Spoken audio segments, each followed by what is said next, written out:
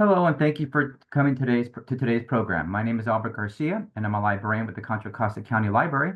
And in just a second, we're going to hand it over to the League of Women Voters for today's program. But before then, I do want to introduce our Spanish interpreter. This program will have a live Spanish interpretation, and Vanessa Cardenas is going to come on right now to explain how to turn that function off, and then we'll get our program started. Buenas tardes, damas y caballeros. En esta reunión, ustedes tendrán la oportunidad de tener acceso a la interpretación al español.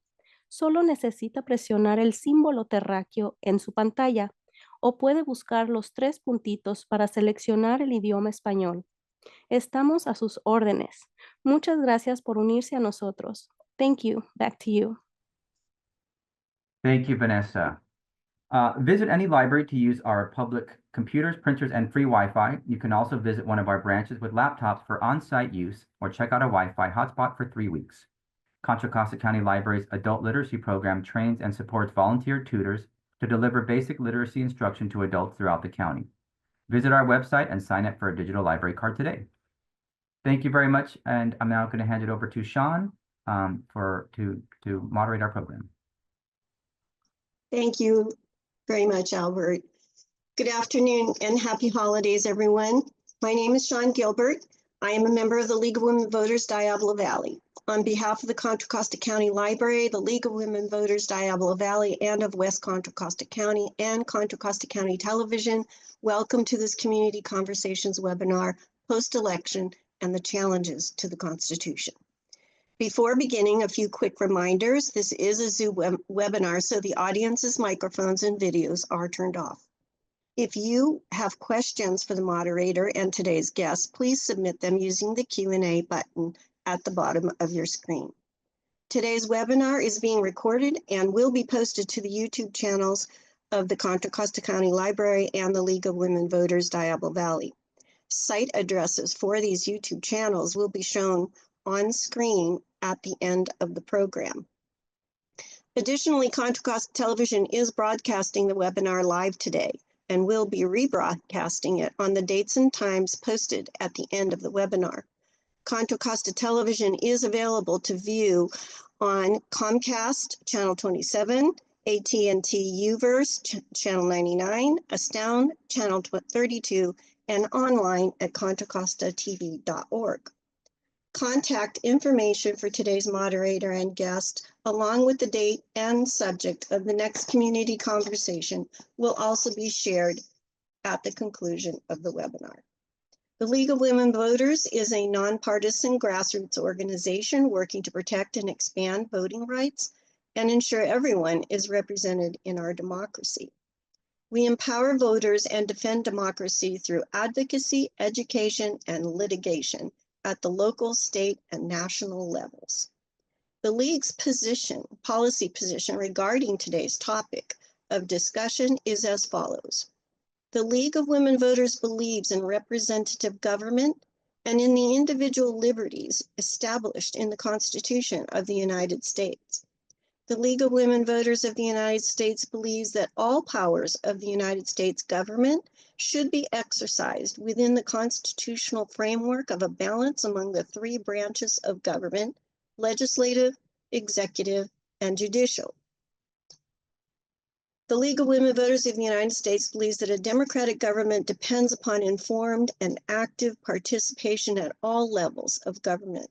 We invite you to join the League of Women Voters and be a part of this work. To join, visit lwvc.org/join.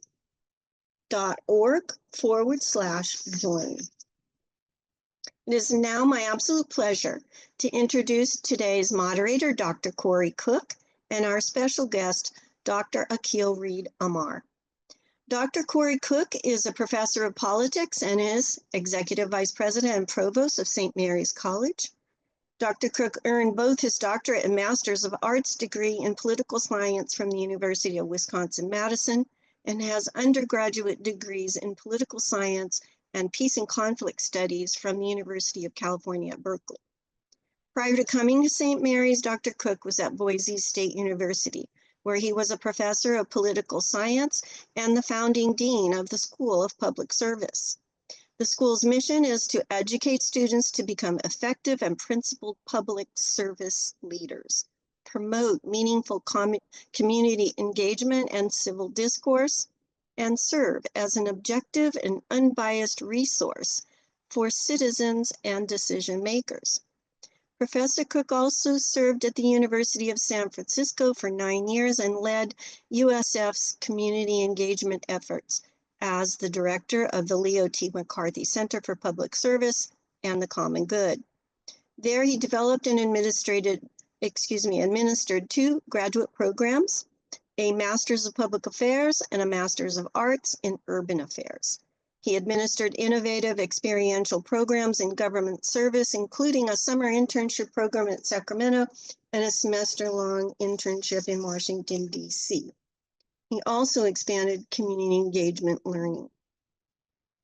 Today's special guest, Dr. Akhil Reed Amar, is Sterling Professor of Law and Political Science at Yale University, where he teaches constitutional law in both Yale College and Yale Law School. After graduating from Yale College summa cum laude in 1980 and from Yale Law School in 1984 and clerking for Judge, later Justice, Stephen Breyer, Professor Amar joined the Yale faculty in 1985 at the age of 26. He is Yale's only living professor to have won the university's unofficial Triple Crown, the Sterling Chair for Scholarship, the Devane Medal for Teaching, and the Lamar Award for Alumni Service. Dr. Amar's work has won awards from both the American Bar Association and the Federalist Society, and he has been cited by Supreme Court justices across the spectrum in more than 4 cases. Tops among non-emeritus scholars. He regularly testifies before Congress at the invitation of both parties, and in surveys of judicial citations or scholarly citations, he typically ranks among America's 5 most cited mid-career legal scholars. He is a member of the American Academy of Arts and Sciences and has written widely for popular publications, including the New York Times, the Washington Post, the Wall Street Journal, Time, and the Atlantic, which he just recently dropped an article in the Atlantic this past week. Dr. Amar is the author of more than 100 law review articles and several prize-winning books. His most ambitious book, The Words That Made Us America's Constitutional Conversations, 1760 to 1840, came out in May of 2021. His newest book, Born Equal, Remaking America's Constitution, 1840 to 1920, will be coming out this next September 2025. Dr. Amar co-hosts a free weekly podcast, America's Constitution, with his friend Andy Lipka. I highly recommend you tune into it. A wide assortment of Dr. Amar's articles and op-eds, along with video links to many of his public lectures and free online courses, may be found at akhilamar.com.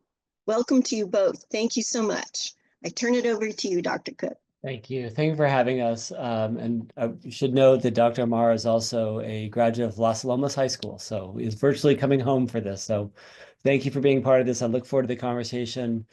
Just as a reminder to the folks who are viewing, we will be taking your questions. So if you want to submit those through the Q&A feature in Zoom, I will try to incorporate some of your questions as we go. Or also we will take time at the end. So we're going to have about 45 minutes for our conversation. And then any question that we didn't get to, we will turn to your questions at that time. So with that, I mean, we'll jump in and start at the broadest level. Obviously, we're about the midpoint between Election Day and Inauguration Day.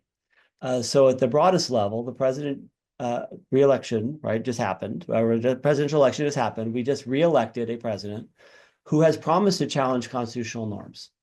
He has said things during that campaign that suggests he intends to push constitutional boundaries. I've been listening to your podcast. There's a beautiful saying you have where you say the Constitution is a thing, that America has the longest lasting written Constitution. How are you thinking about the Constitution in this midpoint between the election and inauguration? Well, we do these elections every 4 years. I was going to say, well, I'll say it, hell or high water.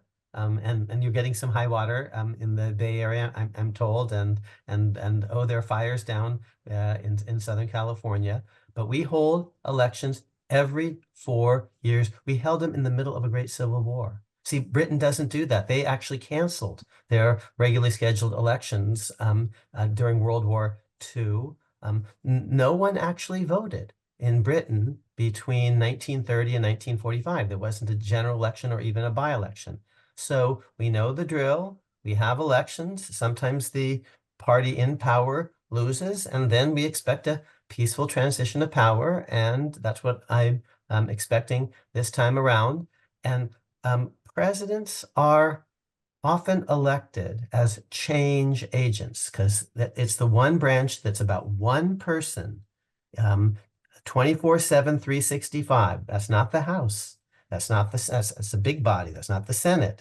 It's a substantial sized body. It's not the judiciary or even the Supreme Court. That's 9. It's one person, and people often run saying, I'm going to change the system. That's a very recurrent feature of the American constitutional system.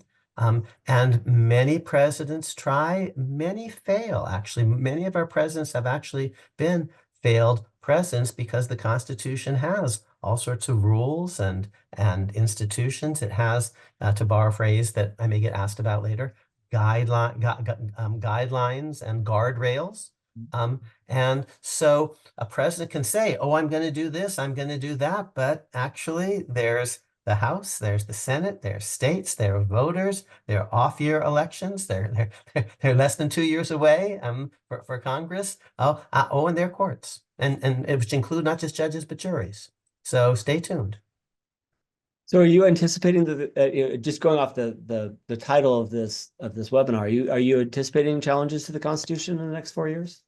Well, I'm anticipating debates about it, and President-elect Trump will be President Trump, and he'll have some things that he wants to do, and other people are going to say, oh, you can't do that. And how are we going to decide that? Well, my proposal is we actually follow this Constitution. And by the way, the members of the audience can read it. It's not that long. It's short so that people could read it way back when and can read it now. And that will help them decide whether they think the president is playing by the rules or not, because this is the ultimate rule book. Now, it doesn't interpret itself. At the end of the day, it only works if generation after generation of Americans is familiar with it, and then as voters, they are going to pick the next president in the next presidential election, and even before that, they're going to pick every member of the House of Representatives, less than 2 years, and they're going to replenish a third of the Senate. And so voters pick presidents and senates, and presidents and senates pick judges and justices, and voters serve on juries. So the guardrails are this document. That's what we all are pledging allegiance to. The very first thing a president has to do is take a solemn oath to preserve, protect, and defend the Constitution. And it doesn't interpret itself. And that's where the House and the Senate and the states and the voters and jurors and judges and justices come in. So we're going to talk a little bit about constitutional norms as we go, as well as specific provisions and things that I think folks are thinking about in the region in terms of what's to come in the coming years. As a political scientist, I was interested during the night and the days after the election to learn that the top issue among voters was democracy. That of at least the exit polls that Edison produced, 34% of voters said the number 1 issue in the election was democracy, followed by the economy at 31%, then abortion and immigration. Were voters right to be concerned about democracy? Is this more than constitutional protections and provisions and norms? Or is really, are we right to be, our voters, that 34%, were they right to think about democracy as being at stake in the election? Well, they're always right to privilege democracy. And this isn't a point about Donald Trump personally. The big point is democracy provides mechanisms for fixing itself. Okay, if we make a mistake this time, the democracy idea is, well, there's going to be an election after that, and an election after that. If you're, I grew up in the Bay Area, as has been mentioned, and so I grew up watching the Raiders and the 49ers and the Giants and the A's, and sometimes we'd win. I was there for various World Series events and Super Bowl championships, and sometimes we'd lose, and when we lost, we said, wait till next year. Okay, and that's what elections are about too. If you lose this time around, there's going to be another one. That's what democracy, ultimately, we have to make sure that there's going to be a next time and a next time after that, which is why peaceful transfers of power, whether it was from Trump to Biden or whether it's about Biden to Trump, that is essential to the system, and voters are always right to focus on that if they perceive any realistic threat to that big idea. So I would say it's elections, it's regular elections, according to the book. It's peaceful elections, it's peaceful transfers of power on time. And then finally, you can't have free and fair elections really without robust political discourse. So each side gets to make its case. You can't throw people in prison for just disagreeing with your point of view. And that's true whether you're, a Democrat who wants to criminalize the opposition or a Republican who wants to criminalize the opposition. Let's talk a little bit about institutional balance. And we'll get into, again, some of these congressional norms and some of what I think people have been talking about. Obviously, President-elect Trump is not the first to talk about various ways of getting the Senate to approve his nominees, including using recess appointments as ways of avoiding Senate approval for nominees. Other presidents have done that, but he's talked openly about that. He's talked openly about withholding congressional spending to support the Ukrainian government in opposition to Russia's war in Ukraine. He's talked about unilaterally imposing some substantial tariffs, which some institutional scholars think might require congressional action. What is your read of these various institutional actions that the president-elect had campaigned upon and has talked about enacting early in his presidency? You mentioned recess appointments. Well, if the Senate goes into recess, then the Constitution has some rules saying, well, if they're not around to We give lost you. I'm losing your sound, I think.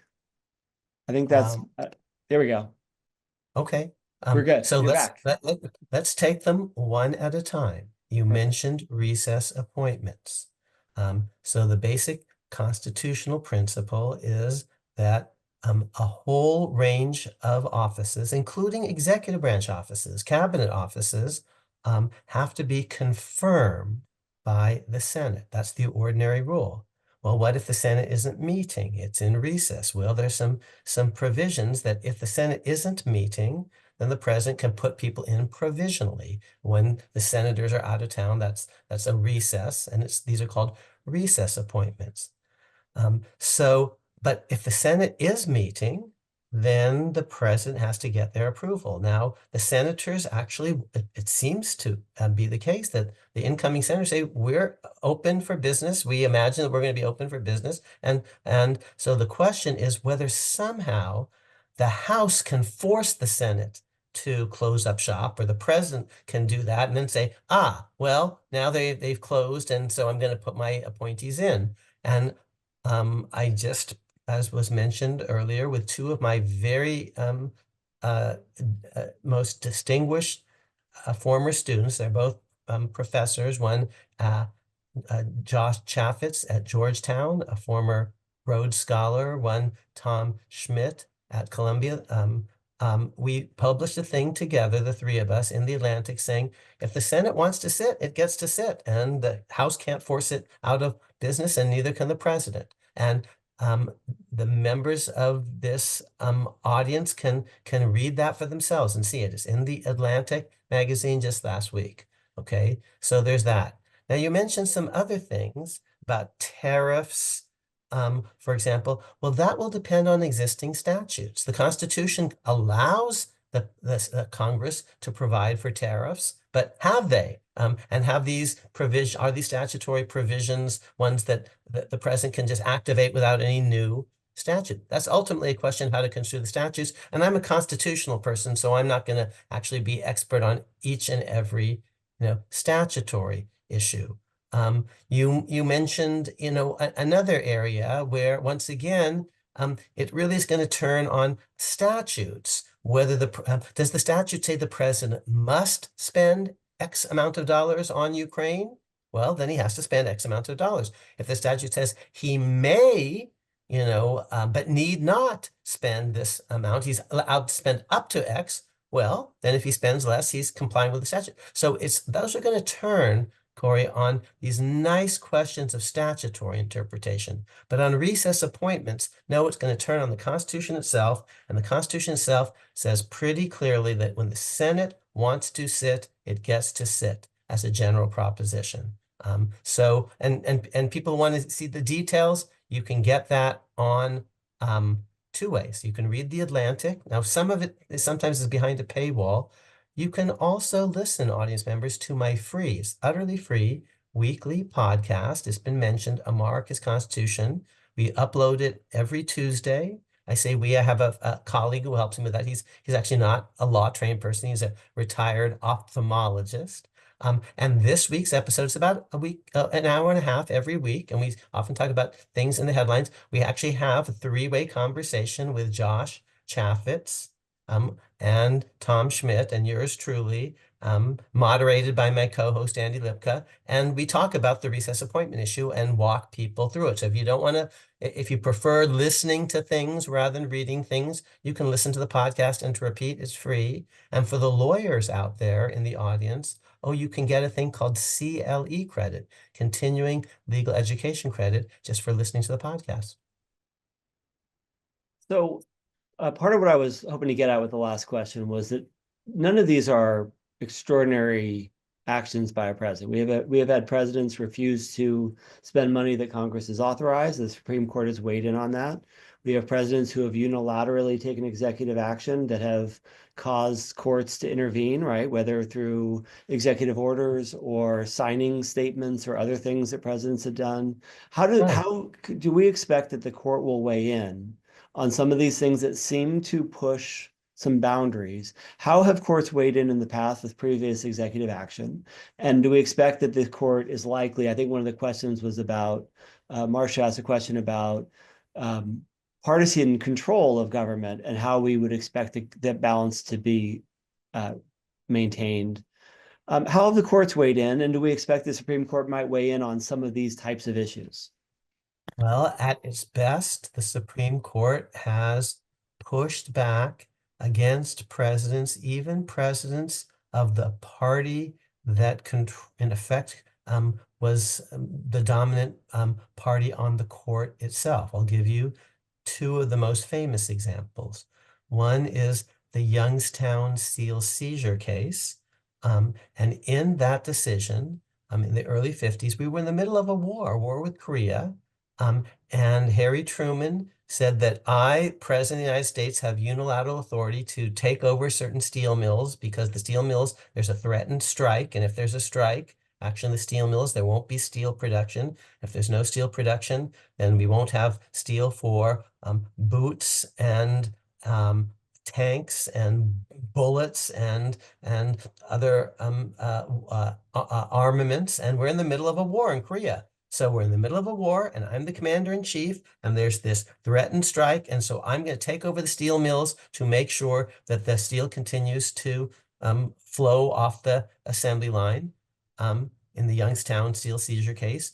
And a court dominated by Democrats. This was a Democratic president in the middle of a war. Harry Truman said, no, you can't do that. That goes too far. The statutes don't authorize you to do this. And in fact, the statutes, in effect, implicitly, but we read them to actually prohibit you from doing this. And you can't actually act contrary to law, even to win a war. And Congress is open for business, and if you need a new law passed, you got to go to them and persuade them to repeal the law on the books and to modify it. So that's a very famous case, the Youngstown seal seizure case. And I'll tell you another case. It's called the Nixon tapes case. In the Nixon tapes case, a court a court that included a majority of justices appointed by Republicans, 4 appointed by Richard Nixon himself, actually said, President Nixon, you have to hand over some tapes. You said you don't want to, but you're required to do so. And this was an opinion authored by Chief Justice Warren Burger, whom Nixon put on the court. It was an opinion joined by Lewis Powell, whom Nixon put on the court, joined by Harry Blackmun, whom Nixon put on the court, my brother Vic, who's from the Bay Area also, a Cal graduate, and now he teaches at UC Davis. Justice Blackmun, another appointee of Richard Nixon, sided against Nixon. One other justice put on the court by Nixon, later to be Chief Justice, William Rehnquist, recused himself, I think for good reasons, as a matter of legal ethics. And they weren't the only ones who ruled against Nixon. In fact, all 8 participating justices unanimously ruled against Richard Nixon, even though, to repeat, a bunch of them were Republicans, and indeed 3 of the 8 actually were appointed, put on the court by Richard Nixon himself. And these are 2 of the great moments of American history when courts have pushed back. They're not the only ones, but I'm picking them because these are actually basically an overwhelmingly Democratic court. Almost all the justices in the seal seizure case were put on the court by Franklin Roosevelt and/or Harry Truman, and yet it pushed back against Harry Truman in the middle of a war and in the middle of a Cold War. That was a hot war, Korea. In the middle of a Cold War, a court dominated, or at least controlled by Republican justices, Republican appointed justices, pushed back against Richard Nixon. And he actually complied with the court order, and very soon thereafter, he actually was obliged to resign because these tapes showed that he had done improper things as president. I really appreciate that. And the court has weighed in substantively on these common issues as well, right? So the court has taken on impoundment, right? In 1998, Yes. court decision around impoundment. Right. And then, as I said before, that's really about how to construe the statute, because if the statute says you must spend, then you must spend. If it says you may but need not, then you may but need not. And often these impoundment cases are about how you construe the statute when it's not as completely clear from the wording whether it's a must or a may. And the court's role has been to elucidate that and resolve the dispute between the branches. Sure. And it's not the only branch that does this. We have House impeachment and Senate trials of impeachment. We have states pushing back in all sorts of interesting ways. We have juries, even at a local level, that have pushed back against presidents in all sorts of interesting ways. So it's not only the courts, and among the courts, it's not only one court. We've got a complex system of checks and balances that ultimately involve all of us as voters and jurors. Thank you. If we could talk a little bit about civil rights. So in his first sit-down interview, President-elect Trump talked about ending citizenship for children of immigrants. And I think one of the questions that we got early on was about Section 1 of the 14th Amendment, which states that all persons born or naturalized in the United States and subject to the jurisdiction thereof are citizens of the United States and of the states wherein they reside. President-elect has said that he intends to issue an executive order or alternatively a constitutional amendment, right? And those are obviously very different procedures for how you would get there, but has vowed to overturn birthright citizenship. What do you make of that? How do you imagine a court might intervene, if at all? How are you thinking again? And I think one of the questions, and I'll probably follow up with that particular question that was asked in the Q&A. But broadly speaking, how are you thinking about the 14th Amendment? How are legal scholars thinking about this? Well, you began in just the right way. I think we're losing your sound a little bit again. You began in just the. You can hear me now? It's still, at least for me, I'm not hearing you. Okay. Let me unmute. Are you hearing me now? It's still very quiet. Okay. Well, uh, uh, still low. Well, I'll just try to pump up the audio settings as best I can. I'm usually, my wife and my kids always say, "Oh, you talk too loud, Dad."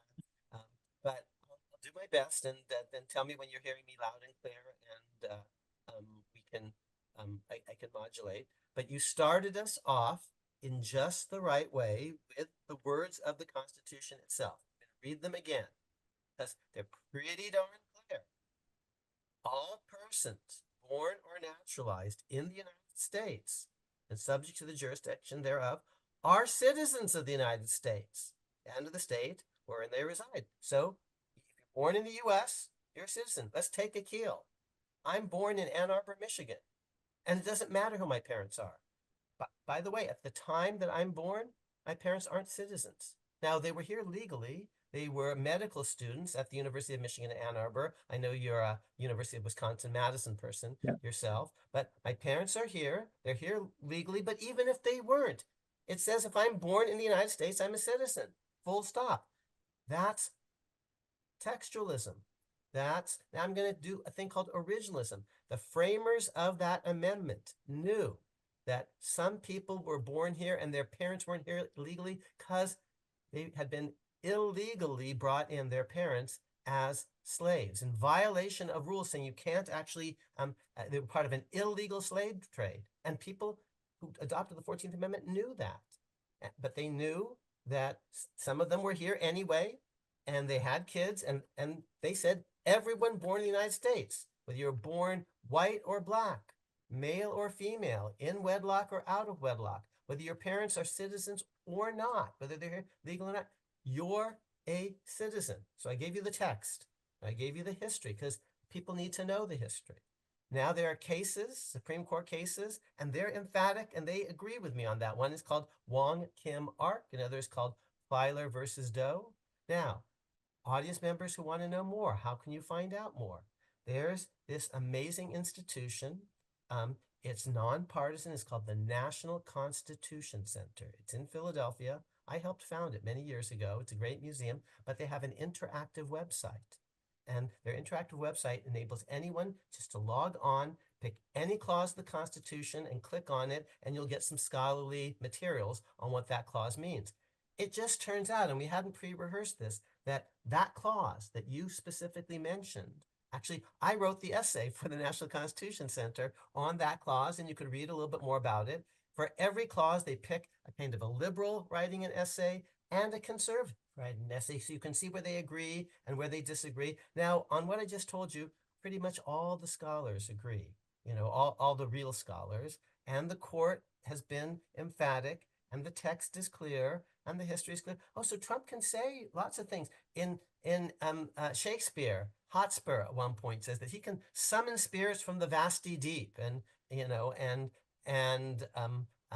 Prince Hal says, well, so can I, so can any man. The question is, will they come when you summon them? So the president can issue an executive order, say this or that, but at the end of the day, last time I checked, the Constitution is still the supreme law of the land, and it says what it says, and it means what it means, and the text is pretty darn clear, and the history is pretty darn clear, and the precedents are pretty darn clear. So there we are.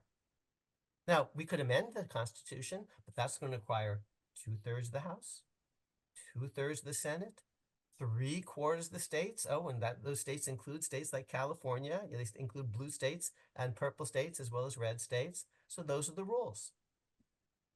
And sometimes it takes literally hundreds of years, as in the case of the 27th Amendment, for the states to ratify it, right? So can be a very lengthy process to try to amend the Constitution. We talk a little bit about civil liberties. So, again, in the same interview that President Trump gave, where he talked about the 14th Amendment, he talked about a mass deportation that would begin on his first day in office. He talked about jailing some of the folks, whether journalists or his political opponents. And so he raised the specter of those things, which I think, again, a lot of civil libertarians are concerned about. How do you think about those sort of, again, presidential proclamations? Are there things that people listening to this should be thinking about, concerned about? How do you interpret those? Well, let's distinguish at least two different things. Okay, first, if someone is here illegally, they don't have legal status, well, then there are lots of things that a president might do to expedite their removal. Okay, because they're not here legally.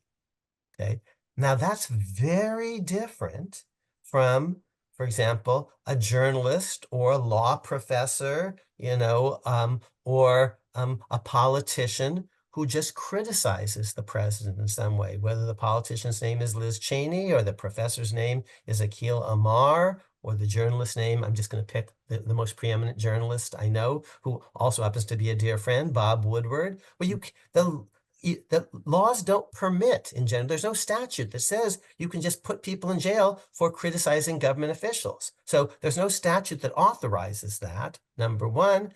And there's a huge law that prohibits, in general, stuff like that. That huge law is called the First Amendment, and it protects the freedom of speech and of the press. So even if Congress tried to pass a law, and it passed the House, and it passed the Senate, and it was signed by the president, there's still that pesky thing called the Constitution. And it's not just the words of the Constitution, it's tons of precedents, modern precedents, like a very famous case called New York Times versus Sullivan, that say it's a core right to be able to criticize government officials. That was from the 1960s.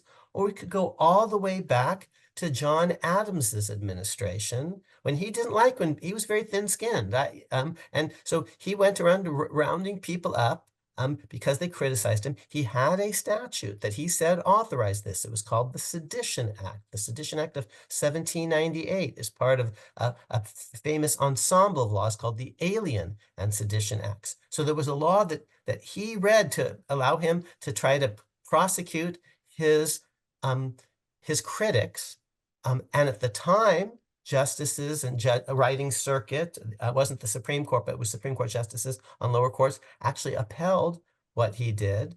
Oh, but there was a presidential election all about this. States pushed back in Virginia and Kentucky, state legislatures, and there's an election. I told you there's always an election. And the critics of this law and Adams pushed back, and they won the election. And Thomas Jefferson becomes president, and he pardons everyone convicted under the Adams prosecutions, and he vows not to have future federal prosecutions of his critics, and the law lapses. It expires, okay? So that's a story from the 1790s and early 1800s. I told you another story about the Warren Court, a case called New York Times versus Sullivan, where people used newspapers to criticize government officials. There are tons more cases than that. So we have the text of the Constitution, freedom of speech, and we have these really landmark precedents.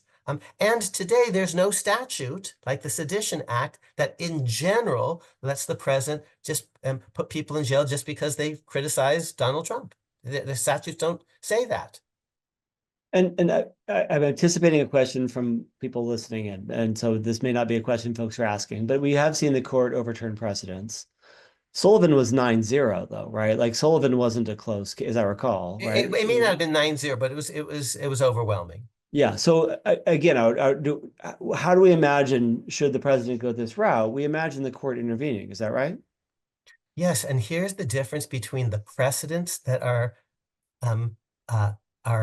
not going anywhere and the precedents that are vulnerable. It's a very easy thing that I'm about to tell you, but lots of folks just don't get it.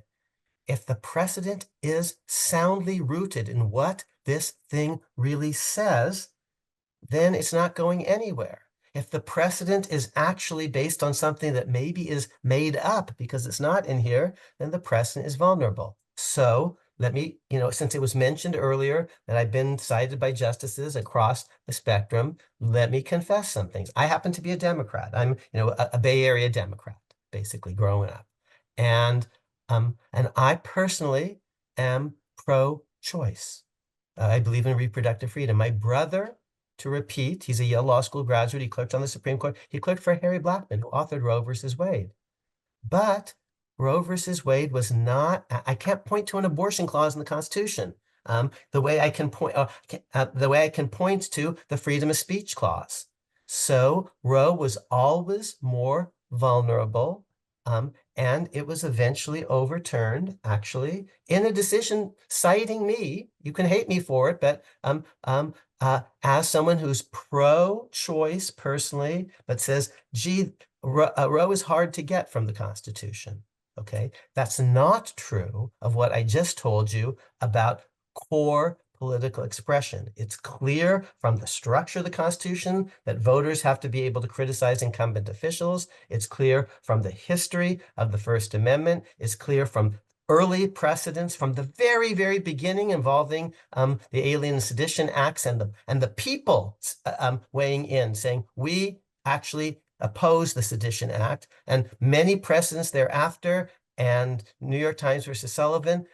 So Roe is a kind of, you might think, well, it's old. No, it's 1970s. It doesn't go all the way back to the founding. But freedom of speech and of the press, very deeply rooted in the text, history, structure of the Constitution. They're not going anywhere. So the precedents that are vulnerable to repeat are ones that don't have deep and strong roots in the Constitution. Now, you say, well, how do I know, whether it has deep and strong roots in the Constitution? Well, read the darn thing, okay? It's short. I'm telling you, you can read. And then if you have questions about it, you could listen to my podcast, and you don't have to believe me, but at least you'll know the arguments. You could go to the National Constitution Center and look at its website. You could read books. I've written some. Other people have written some. In a republic, my fellow citizens, it's no stronger than this generation, because words don't enforce themselves. Institutions don't just exist ultimately in a democracy without a strong foundation in the society. And if these are the ground rules, you, my fellow citizens, need to know what these ground rules are. So you actually need to read the Constitution. And I've written some books that will help walk you through it. And here's what I can tell you about the books. I might be wrong. It's always possible. But I promise you, I'm not giving you my personal politics. Because, for example, on reproductive freedom, I'm personally and politically very pro-choice, but maybe the Constitution doesn't, have all the rules that I wish it did, but it doesn't. I'll give you one other example. People, a lot of talk about guns these days. I'm personally not a gun fellow. I've never owned a gun. My mom was a pediatrician at Walnut Creek Kaiser, and she just saw a lot of kids get killed in gun accidents. So she didn't love swimming pools either. And there's nothing wrong with swimming pools, but she saw drowned kids. She saw kids that got killed in gun accidents. So we've just never been a gun family. But I've written about how, and forget the Second Amendment for just a second, there actually are strong arguments for gun ownership in the Constitution, not just because of what happened at the founding, but what happened after the Civil War, the 1860s, and the rest. So, and I could be wrong about all of that. But what I am telling you, my fellow Americans listening here, is I write these books, I have these podcast episodes, and they're not my personal political views. They're my best interpretation after doing a lot of research about what the Constitution really says, not just the text, but the history behind it.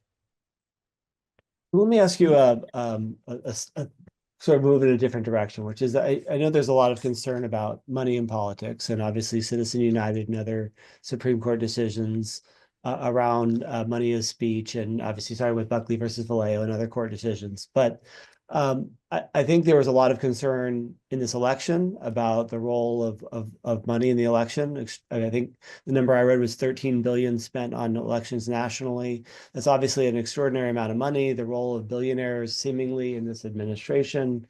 So I think this comes from a question that I received before we began, which is this a sign of an oligarchy? Or should we be concerned about the role of money in terms of distortion of democracy as you see this? So I'm going to challenge some of the premises and intuitions here. I think it's honestly sloppy thinking to just say money in politics, because it depends on what kind of money and whether it's spent well or not. Public financing is money in politics. Spending public dollars to make sure that we count votes carefully and recount them carefully. That's money in politics. You know, elections done right cost money. So we need to distinguish in ways that we don't. What kind of money are you talking about? And you can't run, elections are important, and everything important requires money. So let's actually make some distinctions. Okay, but now if I run an ad saying vote for Akhil, in my view, that's pure political expression, and the government doesn't get to stop me from doing that. Okay, that's what the First Amendment is all about. And it's about freedom of the press, which means, by the way, at the founding, freedom of the press is, you know, it's free if you own a printing press, and only a few people own a printing press, you see. Now everyone owns a printing press. It's called an iPhone, you know, or it's called a laptop, you know, and a modem. But if I want to run an ad saying vote for Amar, I get to do that. If I want to buy a newspaper, whether it's the New York Times or the Wall Street Journal or a magazine, the National Review, I get to do that, and I get to tell people, here's what we think. We endorse so-and-so and we oppose so-and-so. These are our views. And voters get to decide, and that's core political expression. So citizenship, I'm a Democrat, was rightly decided, okay? So now, and here's the little story I'm going to tell you about that. There's this new dog food, and it's not selling. And the CEO, after 6 months, convenes a meeting of all the executives. He said, what's the problem? We have this beautiful package. People say it's lovely. We've got this great ad campaign. It has won every award. We have got these focus groups. People say it's just spectacular. You know, what's the problem? Finally, after 30 seconds, the most junior executive raises her hand. She says, sir, the dogs won't eat the food. Okay, well, if the dogs don't eat the food, okay. Now, here's the thing. I run an ad, but voters get to decide one by one, secret ballot, and corporations don't vote on election day whether they're going to buy the ad, you know, agree with the ad. So let's take California. Meg Whitman was a gazillionaire. Okay, and she spent a lot of money, and my friend Jerry Brown, and he is my friend Jerry Brown, he's Yale Law School, class of 64, kicked her butt because the dogs weren't going to eat the Meg Whitman food. They get to decide. You know, Carly Fiorina, she's another gazillionaire, you know, from California. She runs, people don't vote for her. So I'm in favor of people being allowed to run ads or issue endorsements in their newspapers, and the voters decide one by one on election day, secret ballot, what they think. Now, let me distinguish between that, which I'm in favor of.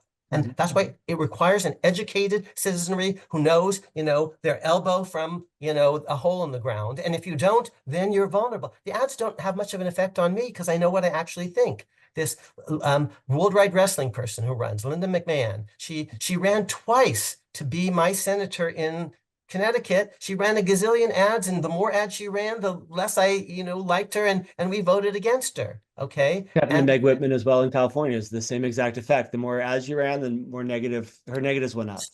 So here's though what we do need to regulate: campaign contributions, because that's like money in a candidate's pocket. You know, I've never met someone say, you know, you've never met me, but I like you. You know, I don't know what it is about you, but I like your face. Here's a bunch of money. And I'd like you to vote for my bill. Well, that's bribery, okay? And I say, oh, no, I'm not giving it in your pocket. I'm giving it to your campaign, okay? Well, that's one step removed. But in fact, the money for the campaign can often be used for personal purposes. So it depends what kind of money we're talking about. I believe in real campaign finance reform. I believe in public financing, all sorts of things. Let me tell you, the McCain-Feingold bill that was actually struck down in Citizens United, the Snow-Jeffords Amendment, was actually not good campaign finance reform. It was more like the Sedition Act. Here's what it said. You can't, corporations, but I can create a corporation in the next half hour. You can just do it on your computer. And St. Mary's is probably a corporation. And the Catholic Church is a corporation. And Yale University is a corporation. And so is the New York Times and Random House. And thank God for them, because they publish my books. But it says, oh, corporations can't run ads within 60 days of an election. Well, that's when people are paying attention. That's incumbent self-protection, okay? So this was not good.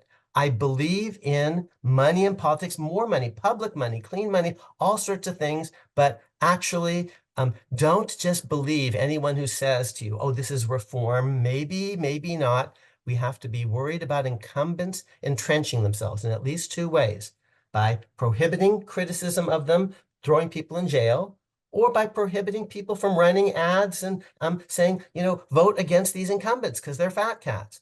But at the end of the day, nothing works if the voters don't actually know their own.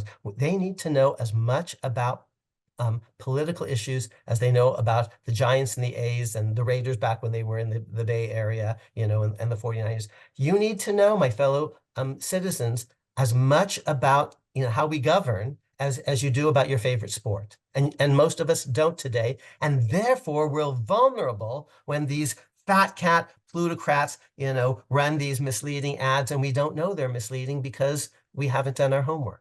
And here's one way to do your homework. Talk to someone who is a friend of yours who actually is of a different point of view. Talk to each other. Wow, what a concept. So I'm going to break the moderator role a little bit to say I agree with you completely on McCain-Feingold. I was in Wisconsin and got a chance to argue with Russ Feingold about that piece of legislation. I think people wrongly attribute to some of what the change in campaign financing to Citizens United, but certainly that line between a campaign contribution, which ought to be regulated, and campaign spending has changed, right? Which is now we've enabled money to come in a non-regulated way, right? So go back to Buckley versus Vallejo, the court distinguished between those things. Normal politics was distinguishing between those things. You could have campaign contribution limits, but we didn't have independent, 527 organizations and other ways that money got in.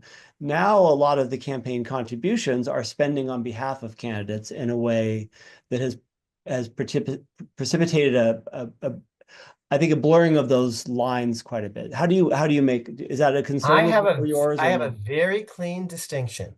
Okay. If you're just, saying vote for Amar, you get to spend as much money as you want, whether you're New York Times or a party, or an individual or a corporation. And it depends on whether you persuade people. Okay. So, and if we try to regulate your ability to, for example, take out an ad, well, then you actually buy the newspaper, when you become Elon Musk. Okay. So the New York Times gets to endorse people. It does. And somehow that doesn't count as a campaign contribution because it owns the media. So that's not a workable distinction. Whether it's an endorsement or an independent expenditure or a corporation or an individual, none of that. If you're just making an argument, saying vote for this bill or vote for this person, you get to do it, and the voters have to be intelligent enough to know whether that's a good argument or not. Contrary-wise, if you're actually giving money to a candidate personally or to a campaign coffer such that they could use that money for personal purposes, for a beautiful dress. If you're AOC, she used money for that, okay? Or to pay your rent if you're, there was someone on the conservative side, Matt Gaetz or something like that. Or, So the problem with campaign contributions is they can be used for personal purposes rather than to persuade the voters, and they're one step away from bribery. Okay, just giving the money directly to the candidate. So that's my very clean distinction. Is it an ad or an endorsement? Is it speech? Oh, then you get to do it. And at the end of the day, voters have to decide whether they're going to eat the dog food or not, whether they're going to agree with the ad or not. Okay. But giving money to candidates that they can find ways of putting in their own pocket, that's one step away from bribery. Finally, here's what we really need. And I told Russ Feingold all of this. I actually, he called me up once because he wanted my help on something. He said, I'll give you help. But first, I'm going to tell you just what I think of McCain-Feingold. And I went on and on and on. And I said, and John McCain, went around on the Senate saying, they're running attack ads. Yes, we get to do that, Senator. What are you thinking? Okay, so I said, all this is just campaign. This is just incumbent self-protection. Horrid. What do you think? What do you say? He says, well, I can't disagree with you. Okay, so he caved. I was like, good for him. He was honest. This was the Snow Jeffords, provision of McCain-Feingold. Here's what we do need. Here's real campaign finance reform. We should have not one debate, but lots of debates, and not just for the presidency, but for all the other offices. And that's free, and people can watch it. And if people refuse to participate in the debate, the voters should punish them, okay? Because that's free. Candidates should actually campaign alongside their opponents and do joint town meetings, Lincoln Douglas style, so that you can actually hear them both, and that's free. We can have public financing such that, you know, candidates get a certain amount of money, free access to airwaves like CCTV and other things. We could do lots of things that would be real serious campaign finance reform, but a lot of politicians who are incumbents won't want that because it means that they might actually lose. Okay, so I'm in favor of all sorts of real campaign. Here's an idea. It was hatched by a couple of my colleagues. Every American voter gets a voucher. Let's imagine it's for $20, and you can't use it to buy eggs or at the grocery store sneakers. You can give it, actually, let's make it 50. But you can give this voucher to the candidate of your choice. Well, now we're all donors, and the game doesn't become getting 50,000 from one fat cat. It becomes getting $50 vouchers from 1,000 different people, not 50,000 from one guy, but $50 from 1,000 people, and they're not losing anything because they can't use it to buy, you know, eggs or milk or tennis shoes. Wow, that's real campaign finance reform. Makes us all donors. It would be great. Thank you. I'm gonna ask one more question, and then we'll get to some of the ones that are in the Q&A. For folks who are concerned about guardrails, and you've mentioned a few times that citizens, voters have a role. I'm a proponent of thinking about democracy between elections and not just elections as democracy, but that democracy happens between elections. What can folks who are concerned about whether it's this administration or a future one, but they're concerned about sort of these legal protections and guardrails, may not trust the court to intervene, what can a citizen do? So we are the guardrails. Look in the mirror. You're seeing the guardrails. Now, I think you have to read the Constitution. I think you have to read about the Constitution. So now here are all my cards on the table. I'm growing up in Walnut Creek, and every summer I get on my bike, every day in the summer, and I go to the Walnut Creek Public Library and I get out a book. And then I pedal home and I read the book. And then the next day I get another one and another one. And I've done fundraisers for the Walnut Creek Public Library, which is an amazing place. And it's so much bigger, more beautiful now than it was when I was growing up. So guardrails, libraries, and books are free. I'd love it, you know, if you want to buy my books, oh, I'd love it. My publisher would love it. But if you want to just read them in the library, I'd love it too. Okay, but that's that's between elections. Serve on juries. Talk to your neighbors. Learn about the Constitution. Know as much about it as you know about the 49ers, you know, or the Giants. I know the A's are leaving too. Breaks my heart. Okay, and then the Raiders left. Okay, but The know Constitution's a lot better than the Giants. Let's be honest. So, well, Corey, when I'm growing up, I'm watching Willie Mays. Right, okay? right. You know, and he almost hit for the cycle one day. Then when I saw him, he had a single, double, and triple. You know, I'm sorry, single, double, and home run. No, he has single, double, and triple. And the triple is the hardest in the cycle. But it was so darn cold that evening at Candlestick, and he was like 36 years old, 35. So, okay. But there are audience members who know what I just said because they know what it means to hit for the cycle. And they know that the triple is the hardest one in the cycle statistically. And they don't know comparably as much about Citizens United and Buckley versus Vallejo and New York Times versus Sullivan, or, you know, the difference, you know, in the impoundment cases, or what happened in the Steele seizure case, or what recess appointments are really all about and what birthright citizenship is really all about. Here's the point. We Americans don't have very much in common. It's a vast continent, and we don't have race in common, or religion, ethnicity, even language. We're doing a simultaneous translation here, and that's amazing. We don't have geography because it's so vast, north and south, east and west, coasts and interior cities and rural areas. So what do we have in common? My claim is really the only thing we Americans really have in common is our Constitution and the story behind it. What we have in common is George Washington and Alexander Hamilton and Abe Lincoln and Elizabeth Cady Stanton and Susan B. Anthony. That's a shout out to my friends at the Women's League of Voters, and Harriet Beecher Stowe. That's what we have in common. And Martin King and Frederick Douglass. What we have in common is the Constitution and the story behind it. And between elections, go to the public library and get a book and read it, and then get a book maybe that has a different point of view and read that too. That's democracy between the elections, Corey. That's actually the guidelines. That's all of us. Yes, I'm with you on this, my friend. Thank you. So let me go to a little bit of a speed round. And folks, I'm going to try to get to your questions. And if I don't, please continue to type more of them, because I want to make sure we get to as many as we can. First one, anonymous attendee. Does the Constitution provide a mechanism for Congress to create an enforceable ethics code for the Supreme Court, for Congress to Yes. impose term limits to the Supreme Court, to prevent Yes. convicted felons from serving in public office? That third one's more complicated. So yes, Congress can actually have ethics rules. And yes, I think actually there are ways to have term limits for justices without even a constitutional amendment. And to that audience member, just put in Akhil Amar term limits for justices. And what will pop up for free is an essay that I wrote about that, my testimony before the Biden Judicial Reform Commission. There are 5 bills that are pending in Congress, one from a Bay Area congressman named Ro Khanna, another one from Sheldon Whitehouse from Rhode Island. Another one is going to be endorsed by Dick Blumenthal, a recent constitutional amendment proposed by Joe Manchin. So, but truthfully, I've testified on all of this and written, and it's short and you can read it. So yes, I believe Congress can pass ethics laws. And yes, I believe there are ways that Congress could have, here's my proposal, 18 years for your main service on the court, 1 new appointment every 2 years. Every president gets a new appointment every first year and third year in an administration.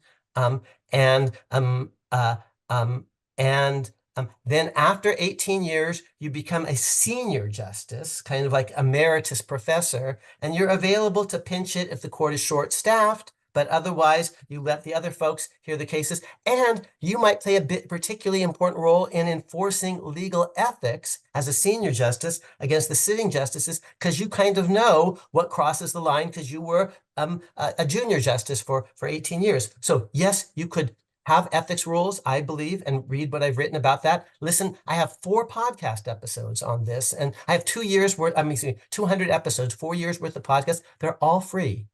America's Constitution, you could listen, or you could read. It's 10 pages about term limits, 18 years. And that's what many of the proposals have been doing, is building on some of my proposals. So I think you could have ethics rules. Yes. I think you could have term limits, even without an amendment, if done just the right way. I say, but you point directly to the constitutional provisions that would enable that, which I appreciate. Yes, I do. Yep. I do. Now, on saying felons can't be officers, yeah, you could probably have that rule for Secretary of State or Secretary of Commerce or Attorney General. But for the presidency itself, which is maybe where this person is coming from, the Constitution sets up the eligibility rules, 35 years, natural pretty clear, born, right? And we have a pretty strong tradition of not adding to them because we think voters should be allowed to decide on election day. And here's why. Maybe you're a felon because you were civilly disobedient and your name is Martin King.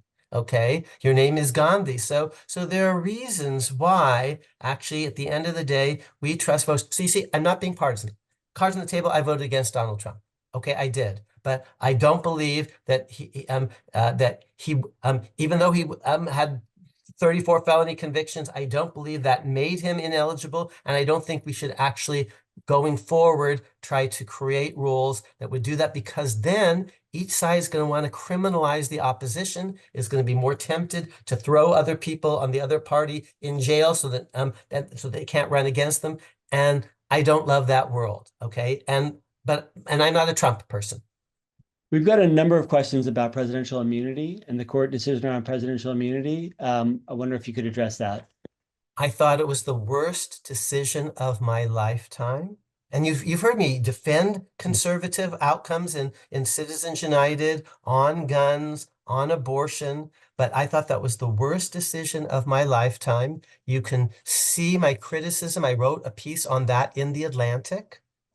You could also find it on my website, akhilamar.com, in connection with the podcast. You could see me talk about this on the Velshi show, which is MSNBC. I'm sure they've got past episodes. And here's what I said. That decision made the Constitution itself unconstitutional. Here's why. Very quickly. Constitution itself says that presidents can pardon. It does. And it says that actually presidents can be impeached. These are the words of the Constitution: for treason, bribery, or other high crimes and misdemeanors. So you could be impeached by the House and tried and convicted by the Senate for bribery. Bribery in connection with what? Let's imagine bribery for giving someone a pardon.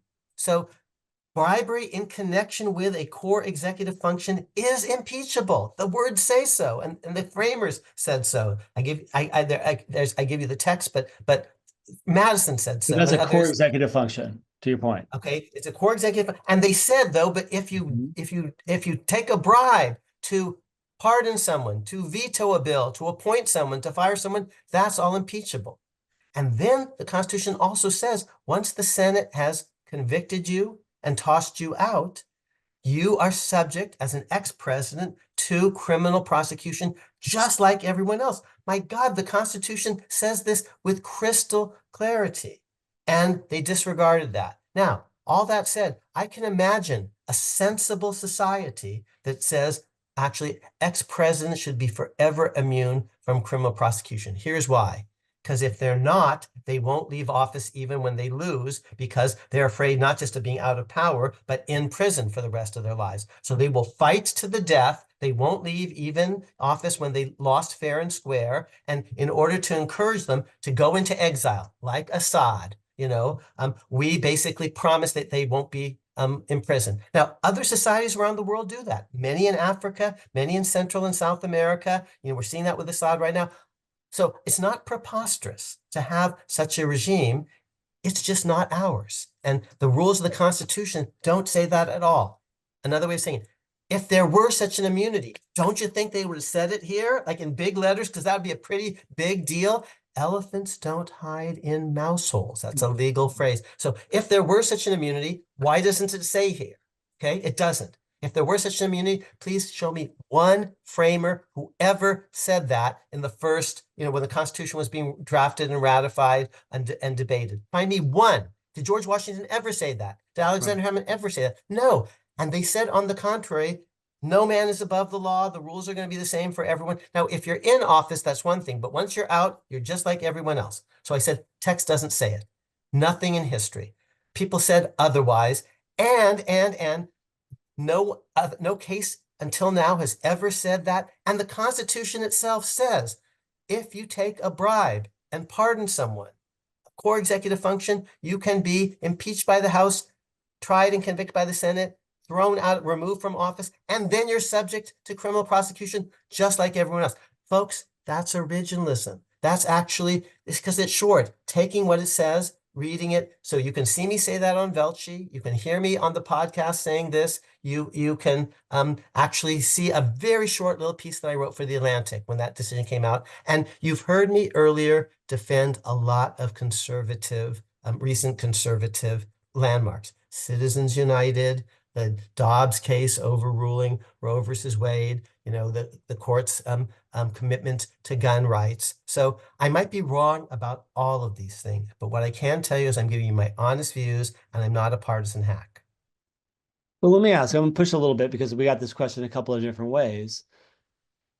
That being the case and that being your interpretation, should people be concerned that the court will continue to issue rulings that appear to be of this magnitude, right? Why should we have confidence that the court will honor the Constitution and other, do you take a lead from that or no? The reason I am so, hyper on this is I don't think the courts in general have done this. Okay, so this is an outlier. Okay, and by the way, who's the happiest guy in the world because of that court decision? His name is Joe Biden. okay? Because now that decision is going to protect him going forward. So, life is ironic in all But is sorts the of outlier ways. the canary in the coal mine, or is the outlier an outlier? Well, stay tuned. I'm hoping it's just an outlier because here's what I can tell you. Way back when, in the steel seizure case, Democratic justices ruled against a Democratic president. And when I'm a kid at Los Lomas High School in Walnut Creek, Republican justices ruled against a Republican president, Richard Nixon. And not so long ago, in one of the biggest cases of his life, John Roberts voted to uphold Obamacare. He was the only Republican in DC who did that, but good for him. Okay. And another case, it was a case that where I was wrote an amicus brief involving a thing called the independent state legislature doctrine. I thought conservatives on the court did the right thing. I thought they screwed the pooch. That's the technical legal phrase. That's that the they legal got, term. totally wrong in the immunity case. But I'm hoping that that was just a one-off, and going forward, and I'm glad, truthfully, that Donald Trump is saying all the things, he is. I'm saying, like, keep talking, because I don't think actually you're winning points knowing some of these justices as they do with John Roberts or Amy Coney Barrett or Brett Kavanaugh. I think that you're, if anything, making them a little bit more skeptical of you when you're threatening to take on the Constitution in these ways. And I'm telling you, judges in the past, justices have done that, and I expect that they're going to do so in the future. But stay tuned. They're going to be more likely to do the right thing, my fellow Americans, if you're paying attention. And they know that if they do the wrong thing, you civic-minded folks, Republicans and Democrats, conservatives and liberals, push back. I co-teach every year with the chair of and the co-founder of the Federalist Society. He's one of my closer friends in the world. We've taught a course together because we should talk, with people across, the spectrum. And he has been very supportive of Donald Trump on some things and very critical of Donald Trump on others. And I expect that will be true even for Republican appointed, even for Trump appointed justices. But stay tuned. Maybe, I'm just whistling past the graveyard. Well, let me ask a handful more questions before we break. Susan has a number of really good questions that she put in the Q&A. I do want to amplify the statement that the League of Women Voters should receive credit for its focus on candidate forums, pros and cons of ballot measures. Those are incredibly helpful. So I do want to shout that out. I also want to note some of her questions about the Constitution protecting misinformation, lies about January 7th, some of the questions that she has about there was no punishment for members of the House who refused to certify the vote. What do you make of the protections afforded around misinformation? I believe in very broad protection of political opinion, and I'm nervous by any effort to try to prohibit or criminalize. I say it's false, and you say, well, that's a matter of opinion. I'm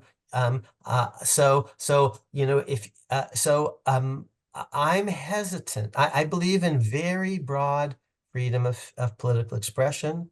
I think the way we counter that is with more expression.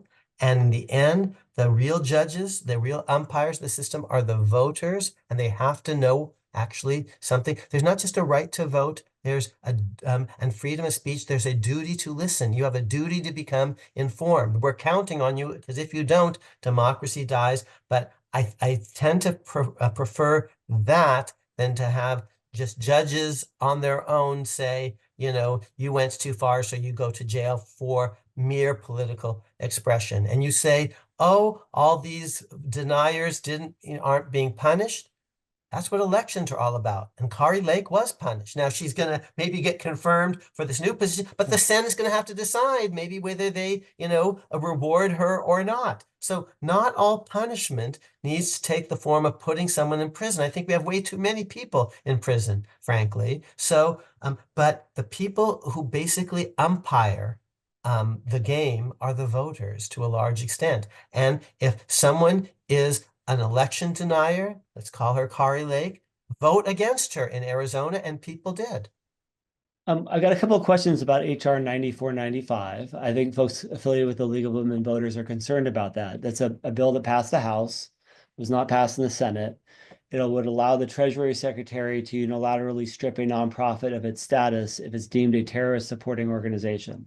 I know there are a lot of nonprofit leaders around the country who are concerned about the potential implications of that. And the folks have asked me to ask you if you would be willing to weigh in on those sorts of pieces of legislation that do seem to maybe have a chilling effect on nonprofits. So I've been very candid in telling you what I really think. And since I've mentioned baseball a couple of times, I tend not to ever swing at a pitch outside my strike zone. And I don't, and I'm not a bad ball hitter. I'm very disciplined. I'm as disciplined as Barry Bonds was, like, at his best. At his best. Let's put aside the steroid stuff. Yeah, Okay. right. So, Exactly. I don't know enough about that bill to weigh in, and I have weighed in on Citizens United and Dobbs and guns and a whole bunch of other things. Here's what I can say. Certain things actually are, you're not allowed to give money to bona fide terrorist organizations. We can have rules about all of that, and we can say also you lose your charitable status if you're funding Al-Qaeda. Okay, so there have to be, that there are, and on the other hand, we can't cut you off if you give money to the Democratic Party if the Republicans say, oh, the Democratic Party is a terrorist organization. So the devil, so to speak, is going to be in the details. And you can't give money to Al-Qaeda, but you have to be able to give money to the Catholic Church, and Yale University and St. Mary's University, and the Democratic Party and the League of Women Voters and the Natural Resources Defense Council. So the devil is going to be in the details, and cards on the table. I haven't studied the details of that bill with sufficient, attention to take a strong position. I'm sorry. No, thank you for that. I also have some questions about rights for migrants and whether, again, I think there's some concern that I've heard in this forum about what might happen and what the incoming administration has suggested. What are the legal protections that immigrants living in the United States have? I'm a child of immigrants. My parents came over from India. They met in Ann Arbor, Michigan, and that's where I was born. I'm a spouse of an immigrant. I met her actually in India. I fell sick. She took care of me. She was my doctor, and now she's my wife. All that said, now she's a U.S. citizen, and my parents became U.S. citizens. My dad's still around. He's 90. He's about to turn 96 in the next 3 weeks. The status of people who aren't citizens will vary considerably. At one end, if you're a permanent resident, a so-called green card holder, you have a lot of protection. At the other end, if you're here without legal authorization, what some people also called illegal aliens, so other people call them undocumented. I think the most honest way of talking about it is unauthorized, because it's not just undocumented. Oh, I left my driver's license at home. So you don't have legal authority. You have the weakest protections. Okay, so permanent resident green card holders have the most protection. People who are here in unauthorized ways because they overstayed their visa, or they crossed the border illegally, or they were crossed. They're an infant. They were carried over the border by their loving parents or something, but here they are and they don't have legal status. They have the weakest legal protection. Now, as a matter of kind of fairness and morality, we might distinguish between a 1-year-old kid whose parents brought them over on the one hand, and someone who intentionally came here illegally at the age of 25, and we caught them and sent them back, and then they crept and then they snuck across again and we sent them back, and they came across a third time and we sent them back, and they may have had some brushes with the law. Those are different, situations, okay, as a matter of morality and fairness. But in law, people who do not have legal status are vulnerable. I don't want to, kid you. Now, some things president may be able to do on his own. Some things he's going to need Congress to do because he's going to need money and Congress cuts the checks. And because the House has such a slim Democratic majority, in part because of late breaking elections in California. Republican majority, slim Republican. Republican majority, excuse me.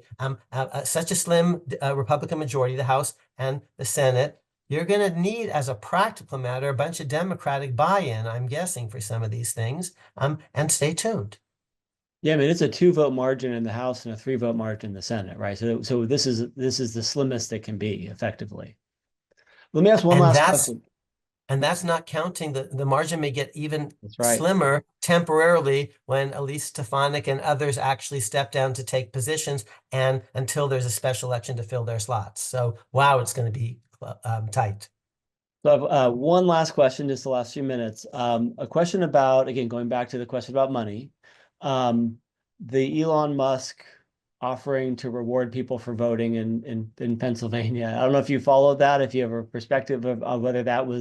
I did. Now, that's not just an ad, okay? That's money in someone's pocket in a way that a Meg Whitman ad, you know, a Carly Fiorina ad, a Jeb Bush spent $80 million in 2016 and didn't get very many votes for it. This is not advertisement. This is right. So that's why, and that's why we have a much stricter regulation. Because it's that said, the counter argument is he's not telling you whom to vote for, and people say, well, actually, the statute doesn't say that. Some things actually people are allowed to do. They can at least as a matter of enforcement, they can give you a ride to the polling place. They can maybe even give you a bottle of water, so that while you're standing in line, you don't suffer from dehydration. So there's a nice, there's what the law says on the books, and then there's actual enforcement practice. And in actual enforcement practice, if what we're doing is just in effect, eliminating the de facto poll tax, your boss gives you, 2 hours off. Okay, I give you a ride to the polling place, whether I'm your best friend or the League of Women Voters. I give you a bottle of water because you're going to have to stay in line an hour and a half. Okay, I'm an entertainer. I'm Cher. I'm Taylor Swift, and I'm Lin Miranda. Show up to actually play to just keep people in line, saying you're doing a virtuous thing and I'm trying to just, give you some entertainment while you're standing in this long line. So there are fine lines here. I'm not a fan of Elon Musk, cards on the table. And what he did may have crossed the line, but there are ways in which I can spend money to help you, especially if it's not money in your pocket, but just relieving you of a burden that you might have to pay for the Uber, to pay for a bottle of water while you're waiting in line, or wow, you just gave me a free concert ticket. I get to listen to Taylor Swift while I'm waiting in line to vote. And I'm not making up any of those hypotheticals. Those are the ones that you will find in Justice Department regulations about how to enforce that law in particular. Yeah, and I think you made a really important point, I think, earlier about the multiplicity of guardrails, right, at the various levels of government, et cetera. I think what a lot of people misunderstand is that because we just had a national election, that there are some national rules for those elections and not a patchwork of state rules, right? And so a state did, in fact, say it was illegal for you to give a bottle of water to someone standing in line in that state, right? But other states, it is legal, right? And so I think folks look at this and say, well, why is it fair in this state and not fair in this other state? And I think to your point, those are some of those democratic guardrails, are they not? Right. And I'm not sure at the end of the day, the Supreme Court would uphold criminal prosecution, even by a state, even for a dog catcher election, a state election, city council election, if all you did was give someone a bottle of water. Because here's how they might say, you're not really better off than you would have been if you hadn't voted at all. You're perspiring, and this is offsetting the perspiration. And that's not like money in your pocket, that you're better off and now you can go buy a dozen eggs. So I'm guessing that if that case actually reached the Supreme Court, merely giving you a ride. Well, if you didn't vote, you wouldn't have needed the ride, and it's not that it's okay. Now, actually, the concert thing is a little different because you just got, in effect, a free Taylor, Swift serenade, and oh my gosh, people pay thousands of dollars to go over to Europe to get that. So maybe even tens of thousands. Okay, but just the bottle of water. Yes, places have tried to prohibit that, but I think the Supreme Court might say that goes too far, even for a local election for dog catcher. Thank you. Thank you for your time. I really appreciate your thoughtful responses. I'm going to hand it over to Sean Gilbert to wrap us up. Thank you. Thank you so much, Dr. Cook and Dr. Amar, for this incredible conversation and focus on our Constitution. I found it very enlightening. On behalf of the League of Women Voters, Diablo Valley and West Contra Costa County, the Contra Costa County Library and CCTV, I want to extend a genuine thank you to you, Dr. Cook, and you, Dr. Amar, for being here today, and from the Eastern Time Zone, no less, to offer us such an informative and timely discussion on post-election and the challenges to the Constitution. I also want to thank our audience for attending today and for offering their important questions. CCTV will rebroadcast this community conversation post-election and the challenges of the Constitution on the following dates. This community conversation will also be available on the YouTube channels of the League of Women Voters Diablo Valley and the Contra Costa County Library. Please save the date for our next community conversation on February 19th. The topic will be announced in January. Community Conversations programs are a partnership between the League of Women Voters Diablo Valley and the League of Women Voters West Contra Costa County, the Contra Costa County Library, and CCTV. The League is a nonpartisan organization encouraging informed and active participation in government. The League never endorses or opposes candidates or political parties. We influence public policy through education and advocacy. We invite everyone to join the League and support the work we do at lwvc.org/join. Thank you so much. Happy holidays.